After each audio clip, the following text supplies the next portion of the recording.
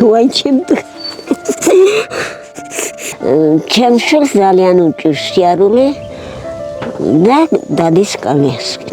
მე თვითონ მიჭირს მართალია სიარული, 20 მციმე არითმია მაქვს და მძიმე ფორმა მაქვს ძალიან. მაგრამ რა ვქნა? მარტო არ შემიძლია სამამძღოლში და ამას ვინ მოულის. ამას ვერავინ ვერ მოულის ჩემს მეტი. მე შევახერწებ ხოლმე მე ორივე დედაშვილი ერთად მოვყალით.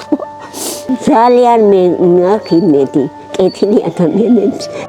მოსისხლე მტრებსაც კი არ ვუსურვებდით ასეთ გაწამებულ სიცოცხლეს. 85 წლის მიწამდე მოკუზული მოხუცი დედა, რომელიც მზადაა 1000-ჯერ მოკვდეს, მაგრამ არასოდეს არ მიატოვებს თავის 60 წლის ძიმი ავადმყოფ ვარს, რომელსაც აქვს დიაბეტი და დაზიანებული აქვს თავის ტვინი. საცოდავები, საშინელ სიღატაკეში ცხოვრობენ და ჩვენ გარდა არ ამიხავთ დამხმარე ამ გაჭირვებულ კეთილ ადამიანებს. მეგობრებო, ფრიდონს არ აქვს წამლები და თუ მედიკამენტებს არ მიიღებს, კომაში ჩავარდება. სასწრაფოდ ესაჭიროება დახმარება.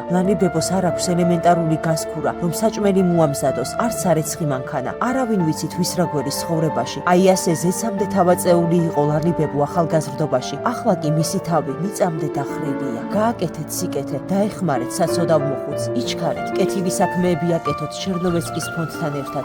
გადარიცხეთ ნებისმიერი თანხა ჩერნოვეცკის ფონდის ოფიციალური საიტის მეშვეობით.